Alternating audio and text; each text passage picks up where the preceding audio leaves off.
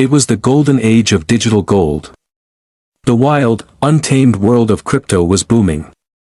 And in the middle of it all, one name echoed across YouTube, conferences, and memes. It was the crypto gold rush. Everyone wanted in, and Bitconnect promised the moon. Daily returns. Automated trading bots. A slick referral system that looked like a dream. Until it all collapsed in spectacular fashion. In today's deep dive, we unravel the rise and brutal fall of one of the biggest Ponzi schemes in crypto history, Bitconnect.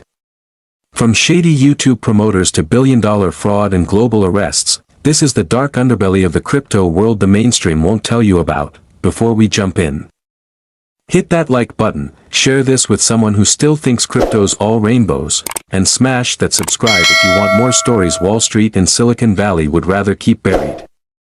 Got thoughts on Bitconnect? Drop them in the comments below. We read everything. Bitconnect. A name that would become synonymous with one of the largest Ponzi schemes in the history of crypto. A $2.4 billion disaster dressed up as a get-rich-quick dream. It promised financial independence, but delivered ruin. Today on The Ledger, we peel back the layers on a scam so ridiculous it became a meme, yet so sinister it left families broken and billions lost. And here's the kicker. Almost nobody paid for it. At its core, Bitconnect was simple. You bought their coin, BCC, and loaned it back to the platform. In return, you'd earn up to 1% daily interest, allegedly generated by a mysterious volatility trading bot. That bot? Total fiction. In reality, it was a classic Ponzi scheme. Early users were paid with the money of newer ones. But in a market where Bitcoin was booming, nobody asked questions, and Bitconnect wasn't shy. They went big, sponsoring conferences, hiring influencers, plastering YouTube with ads. Let's talk about the cheerleaders of the crypto apocalypse. Trayvon James. Trayvon James was one of the loudest Bitconnect promoters. He didn't just shill the coin, he evangelized it. Videos, live streams, affiliate links, he was all in. In May 2021, the SEC finally filed a case against Trayvon. But here's where things get weird. Since that filing, there's been no public closure, no settlement docs, nothing. Trayvon. He's still on YouTube. Still promoting crypto. Still pushing scams like proof of weak hands. Either the SEC forgot, or they've got a very long game in play. Craig Grant was Bitconnect's poster boy. He spent hundreds of thousands to plaster YouTube with Bitconnect ads. He made millions in referral bonuses and interest payouts. After the collapse, he claimed it was all stolen in a SIM card hack. He started posting vlogs of himself delivering pizzas, saying he was broke, but that sob story didn't hold up. In 2021, the SEC sued Craig for $1.5 million. His response? He dipped. Moved to Jamaica. Agents showed up at his Florida home. His girlfriend, Juliana, told them they broke up and she had no idea where he was, yet, Craig kept uploading videos. From Jamaica. And Juliana? She appeared in those too. It didn't take much digging to find him. But somehow, the SEC couldn't. Or wouldn't. They even served the wrong Craig Grant at one point. Carlos Matos wasn't just a face of Bitconnect. He was the face. His over-the-top antics turned the scam into a meme. And he didn't even lose money. He got his initial investment out before it all crashed. After going quiet, he resurfaced with a YouTube channel and, of course, an NFT line based on his Bitconnect speech. It bombed. Nobody bought in. The site shut down days later. Carlos admitted he made very little from Bitconnect.